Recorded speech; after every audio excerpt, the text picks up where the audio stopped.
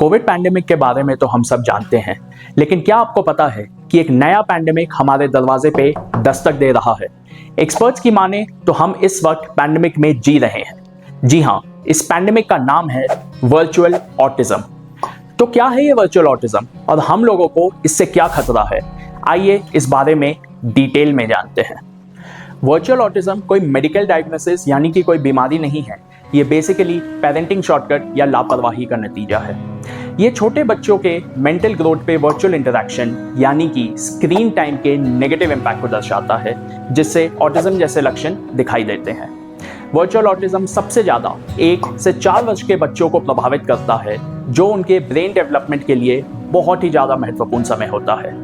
हाल ही में हुए सर्वेस ये कंफर्म करते हैं कि मोबाइल फ़ोन, टैबलेट के ज़्यादा इस्तेमाल से ऑटिज्म जैसे लक्षण दिखने वाले बच्चों की संख्या बहुत ही तेज़ी से बढ़ रही है।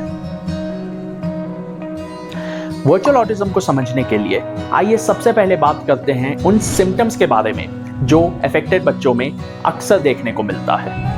पहला, बच्चे उनकी उम्र के अनुसार सामान्य से अधिक हाइपर एक्टिव और रेस्टलेसनेस प्रदर्शित करते हैं। वे कुछ समय के लिए भी स्थिर बैठने में असमर्थ हो सकते हैं। ऐसा बच्चा किसी भी एक्टिविटी पे कंसंट्रेशन बनाए रखने में अक्सर बहुत ज़्यादा संघर्ष करता है। एक साधारण एक्टिविटी जैसे कि पजल बनाने के दौरान बच्चा जल्द ही रुचि खो सकता है और कुछ और खेलने लग सकता है। बच्चे का ध्यान बार बार भटक जाता है, कमरे में वो इधर उधर देखने लगता है, उधम मचाने लगता है इत्यादि।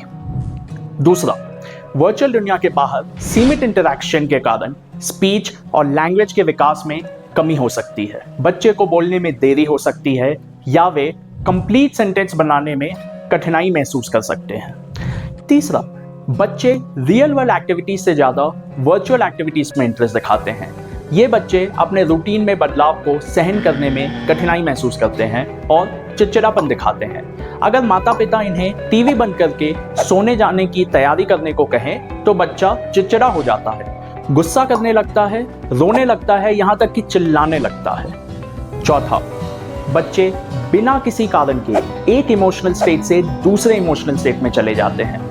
उदाहरण के तौर पे एक बच्चा एक पल खिलौने के साथ बहुत ही खुशी खुशी खेल रहा होता है और अगले ही पल बिना किसी स्पष्ट कारण के वो रोने लगता है या शोर मचाने लगता है, जिससे माता पिता के लिए उनकी भावनाओं को समझना और मैनेज कर पाना बहुत मुश्किल हो जाता है। याद रहे, वर्चुअल ऑटिज्म कोई बीमारी नहीं है, बल्कि ज़्यादा स्क्रीन टाइम के कारण बच्चों के मानसिक विकास को धीरे कर देता है।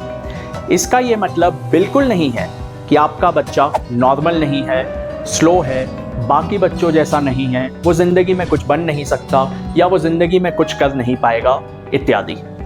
लाइफस्टाइल चेंजेस से इसे आसानी से अवॉइड किया जा सकता है और यहाँ तक कि रिवर्स भी किया जा सकता है। सॉल्यूशन पे आने से पहले आइए समझते हैं कि ज़्यादा स्क्रीन टाइम से आखिर बच्चों पे क्या असर पड़ता है। एक छोटे बच्चे के सीख का सबसे बड़ा स्रोत यानी कि सोर्स उसके आसपास के लोग होते हैं। अगर वो अपने आसपास के लोगों को छोड़ सिर्फ और सिर्फ मोबाइल फोन की दुनिया में घुसा रहेगा तो वो बेसिक इमोशंस जैसे कि हंसना, रोना, दुखी होना, खुश रहना, यहाँ तक कि सही वक्त पर गुस्सा दिखाना ना ही महसूस कर पाएगा और ना ही सही तरीके से सही वक्त पर व्यक्त कर पाएगा। बच्चों को जिंदगी में सफल होने के लिए उनका कॉन्सेंट्रेट कर पाना बहुत जरूरी है। ये क्षमता उनकी शुरुआती वर्षों में विकसित होती है, जब उनका ब्रेन सबसे ज्यादा सेंसिटिव है आसपास के वातावरण के प्रति। लगातार स्क्रीन पे बैठे रहने से उनके अटेंशन स्पैन और फोकस पर बहुत ज्यादा असर पड़ता है और उनका ब्रेन लंबे समय तक कंसंट्रेट करना सीख ही नहीं पाता है। छोटे बच्चों को बोर होना भी बहुत ज्यादा जरूरी है। ये उन्हें फ्रस्ट्रेशन झेलने और अपने गुस्से, इंपल्सेस को कंट्रोल करना सिखाता है। अगर वो बोर होते ही स्क्रीन में घुस जाएंगे तो वो खुद पर या दूसरों पर एंटरटेनमेंट के लिए निर्भर रहना कभी सीख ही नहीं पाएंगे। ये उनके फ्रस्ट्रेशन का कारण बनेगा और उनकी इमेजिनेशन, क्रिएटिविटी और मोटिवेशन में बहुत बड़ी बाधा का काम करेगा। रिसर्च से पता चलता है कि स्क्रीन टाइम छोटे बच्चों के चेहरे पढ़ने और सोशल स्किल सीखने में सबसे बड़े बाधा का काम करता है। ये दोनों स्किल्स सहानुभूति विकसित करने के लिए बहुत ज्यादा आवश्यक है। लोगों से आमने सामने बातचीत, एकमात्र तरीका है जिससे बच्चे नॉन वर्बल क्यूज समझकर उन्हें इंटरप्रेट करना सीख सकते हैं। जब तक बच्चे भाषा विकसित नहीं करते, वो भावनाओं को समझने के लिए चेहरों पर निर्भर रहते हैं। स्क्रीन के संपर्क में आने से बच्चों के ह्यूमन इमोशंस को समझने की क्षमता कम हो जाती है। ये बच्चों के ब्रेन डेवलपमेंट के लिए जरूरी एक्टिविटी से भी दूर करती है। अगर आप ये सब सुनकर शॉक्ड हैं और मॉडर्न डे टेक्नोलॉजी को दोषी करार कर रहे हैं, तो दोषियों के लिस्ट में एक नाम और ऐड कर लीजिए। क्या आप गेस करना चाहेंगे ये नाम किसका है? मैं किसी और की नहीं बल्कि आपकी बात कर रहा हूं। आपने सही सुना, वर्चुअल ऑटिज्म के इस पैंडेमिक के लिए सबसे ज्यादा जिम्मेदार आप खुद हैं। आइए जानें कि माता पिता इस बढ़ती समस्या के लिए मुख्य रूप से क्यों जिम्मेदार हैं। पहला, आज की तेज तर्रार दुनिया में कई माता पिता अपने बच्चों को व्यस्त रखने और अपना काम आसान बनाने के लिए स्क्रीन टाइम की अनुमति देते हैं। भले ही यह करने से बच्चा कुछ समय के लिए शांत हो जाता है, लेकिन आपकी यह सुविधा बच्चे के कॉग्निटिव और सोशल स्किल के लिए भारी कीमत के साथ आती है। दूसरा, इस फास्ट पेस जिंदगी में अक्सर माता पिता अपने बच्चों के साथ पर्याप्त समय नहीं बिताते।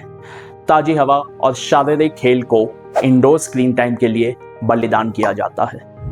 तीसरा, अपने बच्चों के लिए बेस्ट ऑफ द बेस्ट करने के प्रयास में कुछ माता पिता एप्स या वीडियोस पर जरूरत से ज्यादा निर्भर रहते हैं। चौथा और सबसे जरूरी, बच्चे देखकर सीखते हैं।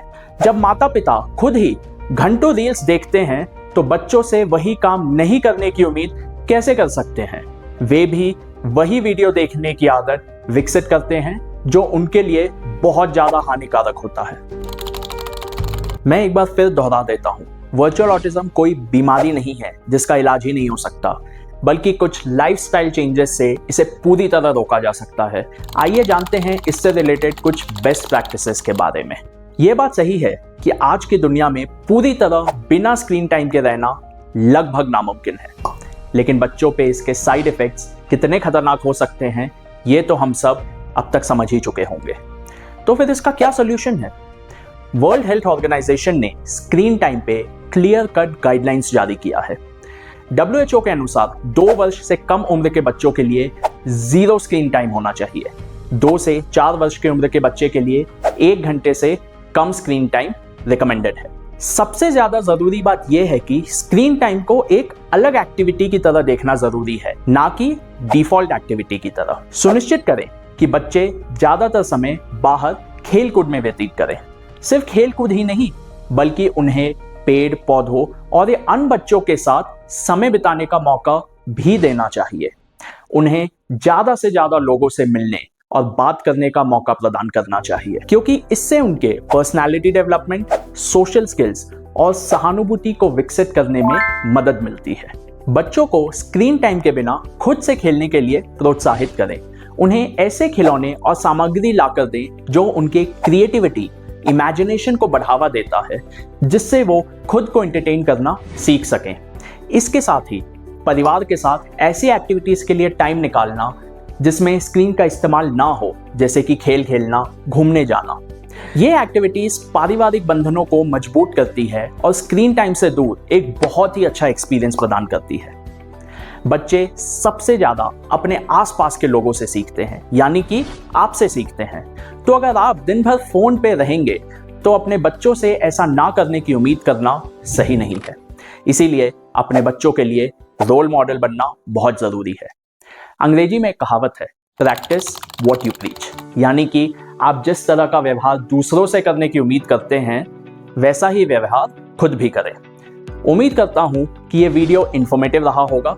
अगर आपको ये वीडियो पसंद आया है तो प्लीज इस वीडियो को लाइक करें, जितना हो सके लोगों के साथ शेयर करें, खासकर कि नए माता पिता के साथ तो जरूर शेयर करें। जल्द ही मिलते हैं अगले वीडियो के साथ।